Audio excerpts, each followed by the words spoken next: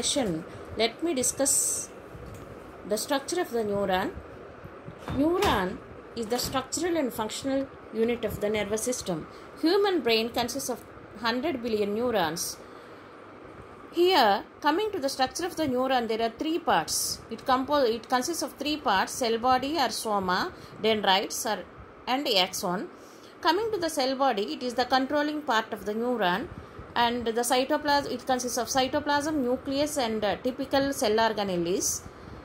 The cytoplasm contains granular Nissl granules, which are very important and they are helpful for protein synthesis, and it contains Nissl granules are made up of RNA and rough endoplasmic reticulum. This is very important for need. This is about the cell body.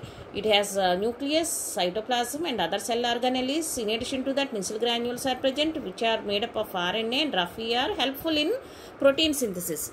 So dendrites are short fibers which arise from the cell body, and they branch repeatedly to form the small fibers. It also contains Nissl granules like cell body, and they receive the electrical impulses from different sources and they transmit these electrical impulses to the cell body.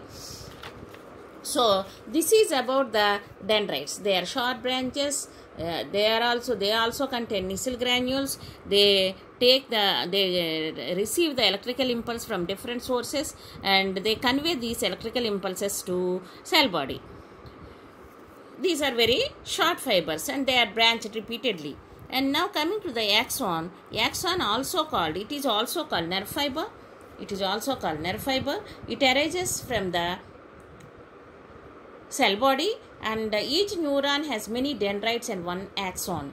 The distal end of the axon will have branches called axon terminals, and these axon terminals, they end in bulb-like structures called synaptic knobs, and these synaptic knobs, they contain exoplasm which possess tiny vesicles called synaptic vesicles, which contain neurotransmitters, which are very important chemicals for the transmission of the nerve impulse from one neuron to the another neuron.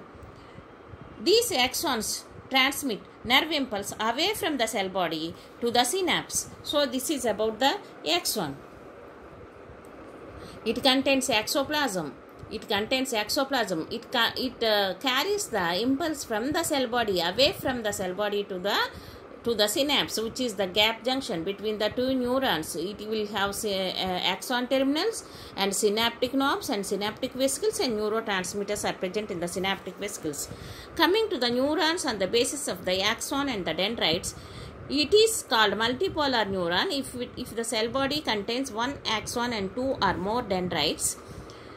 They are present in cerebral cortex. This type of multipolar neurons are present in cerebral cortex. Coming to the bipolar neuron, cell body with one axon and one dendrite. They have two poles. That is why they are called bipolar neurons. Where do we find these neurons? Means they are present in retinal layer of the eye. Eye will have three coats: choroid, sclera, choroid and also retina. In the retina we find these bipolar neurons. Unipolar neurons, they will have only one pole. That means cell body will have only one axon and there are no dendrites. And they are found in embryonic stages. Generally later they develop the other poles. So such unipolar neurons are present in embryonic stage. Pseudo-unipolar neurons. The cell body on the side branch of the main axon, for example, the cells of the dorsal root ganglion of the spinal cord.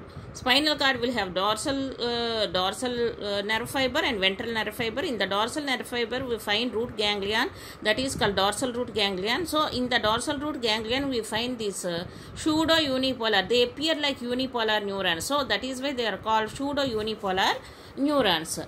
So, these are the various types of neurons depending upon the axons and the dendrites. Coming to the glial cells, these are the special cells surrounding the neurons. The astrocytes are the type of the glial cells which give nutritional support to the neurons.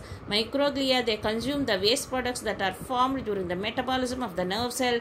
And oligodendrites are very important because they form the myelin sheath around the neurons which are present in the central nervous system. And they separate one neuron from the other neurons. Because of the myelin sheath, they get separated. And Schwann cells, these are the types of glial cells which wrap around the axon on concentrating layers of insulating plasma membrane. That means they form the myelin sheath in case of peripheral nervous system. So these are the various types of glial cells that are present surrounding the neurons. Types of axons on the basis of presence or absence of the myelin sheath. Generally, myelinated axons are found in CNS, central nervous system, which contains spinal and cranial neurons. And next, Schwann cells will produce myelin sheath which are not continuous. The gaps in between the adjacent myelin sheath is called nodes of Ranvier, like this. And here, these at the nodes of Ranvier, the myelin sheath acts as generally biological insulator for the conduction of the impulse. But here in the nodes of Ranvier, there will be free flow of the electrical impulse. And coming to the non-myelinated neurons, unmyelinated neurons, these are enclosed by Schwann cells, of course, but they do not form the myelin sheath, and no nodes of Ranvier is formed, so no insulation will be there. They are found in autonomic and somatic nervous system. So this is about these types of neurons and neurons.